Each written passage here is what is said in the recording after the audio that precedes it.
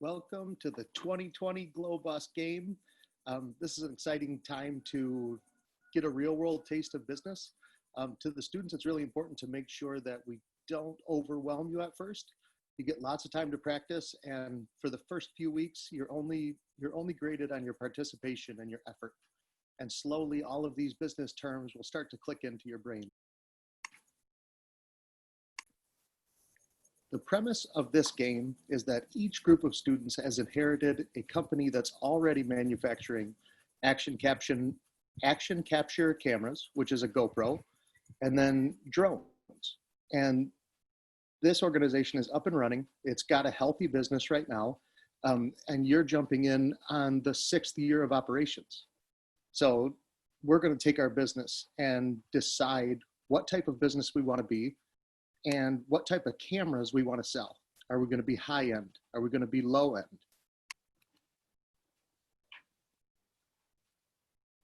Now we're going to talk about what type of cameras we're going to sell. After we've decided what type of business we want to be, what type of market we want to sell to, if we just also want to think about moving in small steps because it's an established company and we don't want to move any of these pieces too much right at the beginning. So if we wanted to take a look at our design of our camera and say, you know what, this year we're going to make it a little bit better. Every time you make a decision here, now we're going to add a little bit of a larger image sensor, and we're going to increase the screen. What happened was the cost for us to produce the camera changed, which means when we put more money into the camera, we're going to have to ask for more money from the consumer. Some of you will take the path of wanting to create a company that sells the most, and you'll continue to build a bigger factory and try to trim your price while still making it better to grow on volume. Some of you will say, I'm going to make the best GoPro in the world. I might not sell as many, but I'm going to be known as high end. Some of you might say, I want to make the cheapest cameras in the world. That's going to be what our factory does. And slowly you're going to differentiate yourself from other businesses.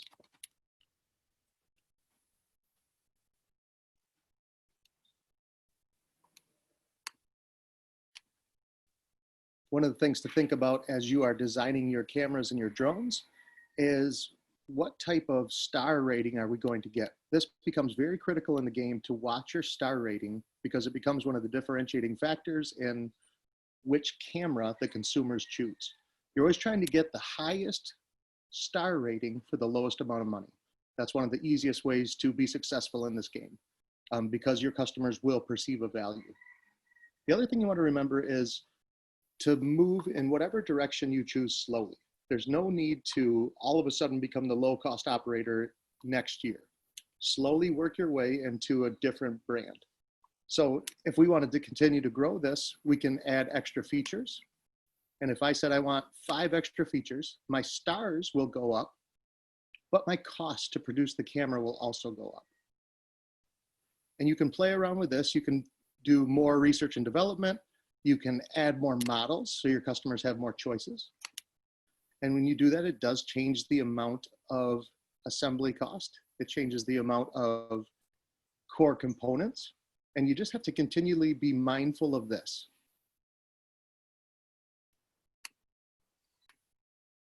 So for this particular program, I'm going to make the action camera a little bit nicer. I'm just going to be mindful of my star rating. If I have less models, you can see the star rating goes up. If you have more models, the star rating will get lower. So we're going to just slowly move our way. We're going to have 4 models, so we'll have 1 extra to choose from. Be mindful of this. And then if we wanted to improve the camera housing and its editing and sharing, and you see I'm only moving it a little by little, not to overwhelm my customers that are already my customers, by giving them a better product here for a little bit more money. And then we're going to do the opposite with the drones, and we're going to make them a little bit cheaper. 10-minute battery pack. Now you've got 4 rotors instead of more. And all of a sudden our price for the drone begins to get smaller and smaller. And maybe we say this year we're going to cut research and development. All of that will end up saving you money in the long run. The other thing to be mindful of is students sometimes get so glued to this that they forget the reality of competition. So yes, it's important to understand the projected performance, but you also have to remember that you are going to be competing against other students who might pick a similar strategy. So it's very important for you to be mindful of this as you make choices, but go into the direction that you set for the business. If you're going to be high end or pure volume or low end, all of those will come with changes to how you ship the product and how much money you spend on marketing the product. Once you've made the product design choices, it's time to move into marketing each product. Now this screen is only for the GoPro or action capture cameras. You can see that you're already selling cameras to every part of the globe. More advanced students will get into currency exchange and things of that nature, but we're just getting an introduction to business. So right now it's just the simple things of where are we sending it and how much retail support are we giving? So in this case, think about selling GoPros to Best Buy. You go into Best Buy and you look and you might see a sales promotion or an extended warranty or a nice advertising display with GoPros on it. Whatever it might be, the more you invest in helping retailers sell your product, the better things will get. So you're going to make choices about what price do you sell it at. Now remember, for this particular camera, we made it better and we raised our cost. So right here, we are looking at our profit margins very close. And the goal is always to be mindful of what our earnings per share might be. And you can see when I change the price of the game to $295, so I changed the price of my cameras from $225 to $295. You can see an immediate reaction here, and you can see an immediate reaction of how many we're going to need or how many people will desire. But look at our profit margin. We went from a very lean profit margin to 24.7%. So we made our camera better, but we also went back and tried to recapture those margins. I will do that in the other areas, and we'll look at a little bit of what kind of difference in profit margin you have based on where you send your cameras. So after we put the price in at $295 to all markets, you can see that the profit margin changes based on where we're selling. So am I willing to sell cameras for only a 16% profit margin? Well, our investors won't be getting the same earnings per share in the company because we won't be doing a real great service to our bottom line by selling at a cheaper margin than we did last year. So we have to make a decision. Do we want to make the camera cheaper, or do we want to raise the price even more to get the right mix?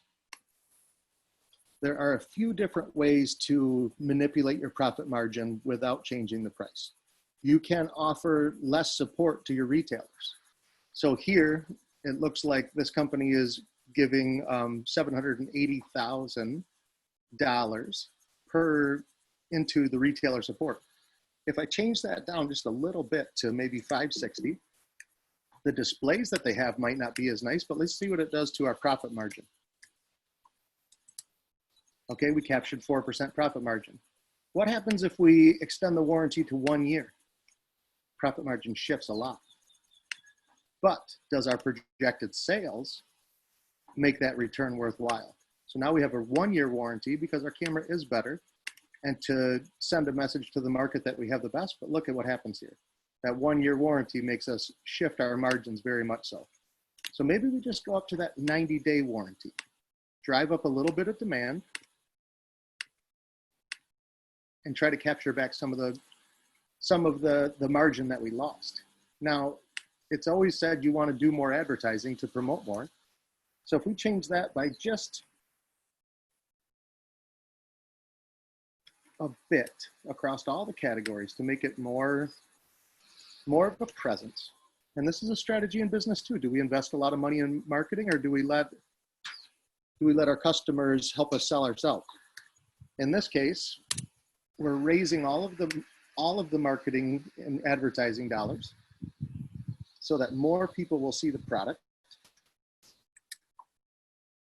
But you know what? Maybe in terms of promotions, we cut them back and see what happens if we did a 4-week promotion. It doesn't change our profit margin all that much in these regions. It does a little bit, but not much. So as you navigate through this game, you'll be continually manipulating the numbers and then watching to see what happens to your profit margin. All the time remembering that the profit margin that you had last year was good and you're going to try to make it better.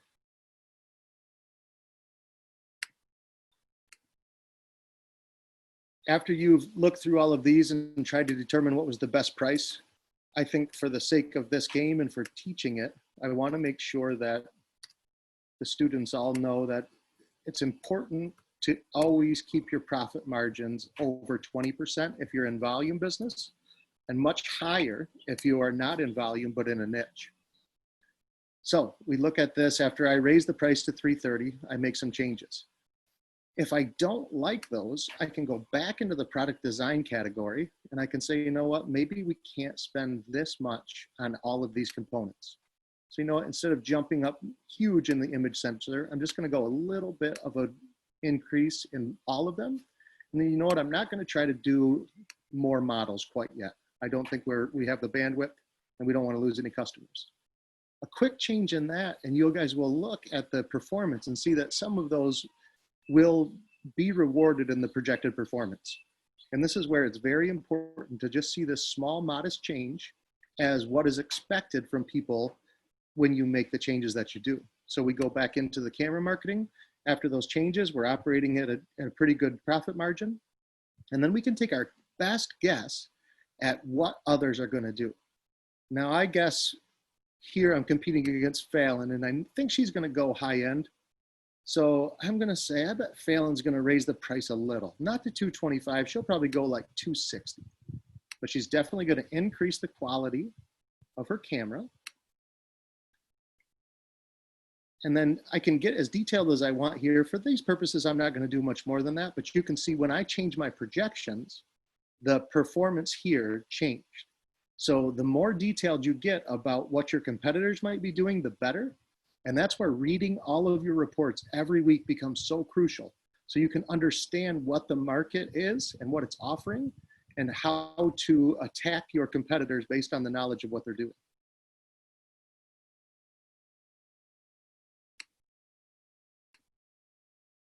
Now we get into the drone marketing campaign. This is our third section.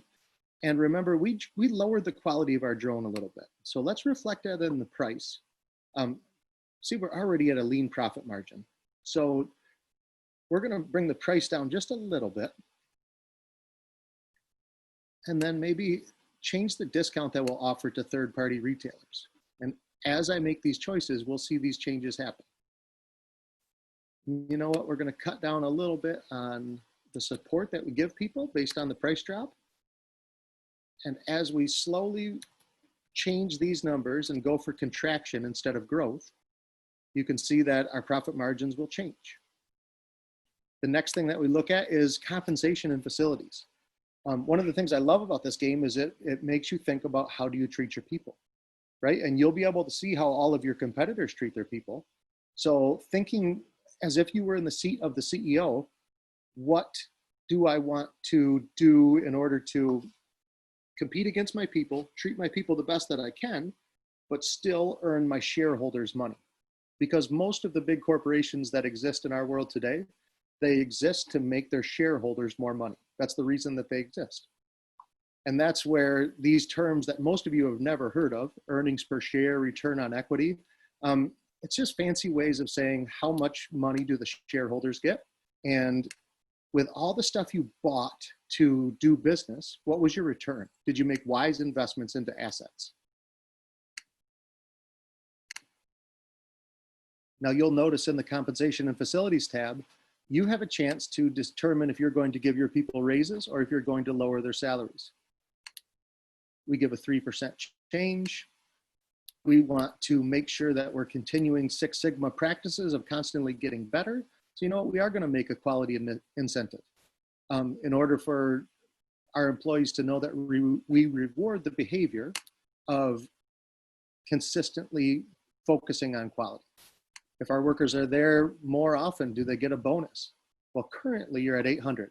So in my mind, as I think about you are taking this company over in year 6, if you took that attendance bonus from 800 down to 50, I think you'd get a lot of disgruntled workers, and the game would actually penalize you by making more mistakes for your employees. So if you wanted to slow that back a little bit, you could do that. If you want to be known as a company who takes care of their employees, maybe you bump that up a little bit. And then what kind of fringe benefits? If you search the internet for employers cutting benefits, you'll have a million stories. Now you get to be in the chair of the CEO and say, what kind of fringe benefits am I going to give my employees? And you might say, you know what, I want them to educate themselves. So I'm going to give more benefits. Now, all of those things are valuable, but in order for us to make sure that we're making the right choices, we need to go back and check our profit margins. Here is one of the most critical things to think about is, are you going to expand? If you are going for a volume strategy, it is really important that you think about expanding your business. So maybe you, at the end of the year, you had 300 workspaces. If you wanted to say, I'm going to increase 10% in new spaces, that is going to cost the business $433,000 a piece. Is that a good investment? Well, if you capture enough volume, it's a great investment, but you have to know your strategy. If you're going to be high end, you're not going to need a whole lot of extra workspaces. You're going to need excellent employees at every turn, providing a quality product. If you're going mass everything, then maybe you want to put a whole lot of money out on the line and build out a lot of workspaces because you think that you have figured it out. So here's where we add in as many as we can to see what the game will allow. So now we have more workstations in the camera facility, and we're going to do the same thing where we expand into the drone facility. Now you'll see right away, our ending cash goes to negative. That will be covered when we get to finance and cash flow tab. So for right now, if those are decisions you want to make and you're planning on growth, you can be done with that section and move on to special contract offers. This, let's not worry about for a while because it's a whole new element to the game. So we've turned it off until year 9, and then we will go through it in class, make sure everybody makes sense to everybody, and then we will go into special contracts. The way you want to think about that is if you are white labeling a product for somebody. So let's say GoPro wanted to sell this exclusively to Best Buy, but they wouldn't get to say GoPro on it. Those are the kind of things that you'll be thinking about there. And then what do we want to give back, right? Are we going to make charitable contributions? Are we going to make sure that we're a green facility? If that's important to you, or if you believe that, you know what, I'm going to give 10% of my operating profit back. I'm going to give it to God. I'm going to give it to charity. I just want this to be a business that promotes Jesus Christ. So I'm going to give 10% of my earnings. Now see what's happening is everything's changing here. Your image is changing because I think people will like you better if you go green, but also your earnings per share are changing. And one of the things I love about this game is you realize that all of your business decisions have a ripple effect into all of the different silos in a company. So as we go through and make decisions about how much we want to invest in renewable energy and green, we have to remember to try and move slowly and then decide, am I going to offer a cafeteria and on-site childcare? Well, let's say we click yes. Let's make sure that we watch this while we click. All of a sudden, things change. Now we're still projected for 10% growth. That would still make our investors happy. But will the market reward us after your competitors all fill out these same things? And the last piece of money that we'll spend there is going to be on making sure that there is a supplier code of conduct and compliance monitoring of suppliers. Okay, so we've made all those choices. Now we can go back up to where we're in the marketing tab and we can see, okay, it looks still that there's a healthy profit margin there. We could make assumptions in all the other areas, but not today. We've made some choices, and now this is the time where you go into your finance and cash flow tab. And this is where you're going to try and determine, do I need to take a loan out? Do I need to take a loan out, or do I need to issue some more stock? Whenever we talk about a company taking on debt or trying to raise money, they have two options to raise money. One is to take on debt to get a bank loan. Here you can see the interest plays a role in the bank loans, how long they are, and how quickly you think you can pay back the money that you need in order to keep your business afloat. Because the reality is you need to cover that ending cash because you don't want to run out of cash in this game. It's much better for a business. And this is where high school students, early college students have to make the differentiating factor of it is so crucial to stay out of debt. But if you're in a large business, debt and equity and understanding of that is crucial. And that's why I really encourage students to determine how am I going to move money and what's it like to have to eat a 6.5% interest. So here's my choice. Do I want to invest some of that bank's money on a 10-year note because I believe I'm going to do it? Here's all of the cost to that. And all of a sudden I don't have a ton of cash still at the end of the year. Then you know what, I'm going to issue some stock. And what issuing stock means is you're actually selling your company, part of your company, to another person. All of our companies in the Dow Jones are publicly traded. They're owned by a myriad of people who own different levels of it. Here we're going to sell some stock so that we can maintain positive cash. And I think the company will always give you the max that you can sell. So here it's 5,000 that you can sell. I don't want to sell the max because the longer I don't sell shares, but I stay valuable, the more the shares of the people that own it are being rewarded. Every time you liquidate or you offer up more stock, you dilute the money that is being paid out to others. So it's important that if you do issue out stock to cover or to make money, that it gets a return on an investment. So here we'll say we're going to take out 2,000, we're going to issue out 2,000 shares of stock. See, what happened is our cash went up to the point where we can survive as we see how the market bears everything. So now we've gotten all of these numbers and we can go back to a time of looking back and deciding, do we want to make little minor tweaks to raise our margins or little minor tweaks based on our competitive analysis of what everybody else is doing?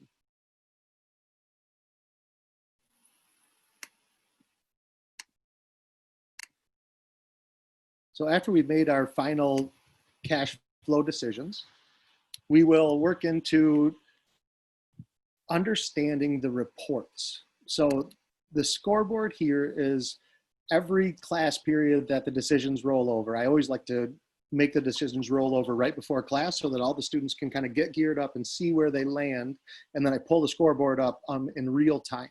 So I usually end the decision round right at the beginning of class, and then try to make it a fun event where we hoot and holler and say good job to the people that did a good job, but also provide analysis for the teams that didn't do well so that they can bounce back.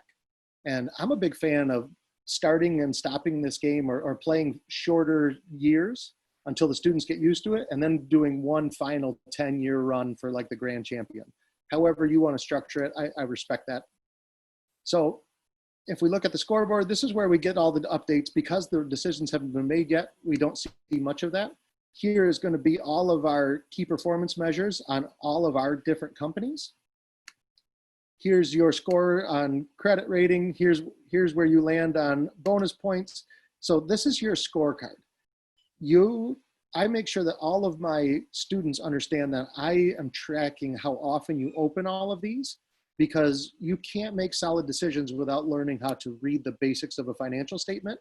And a lot of people will think it's scary at first, but the more that you ask questions and the more that you take the time to hit this little help section right here, this is one of the most robust help resource libraries that I have come across.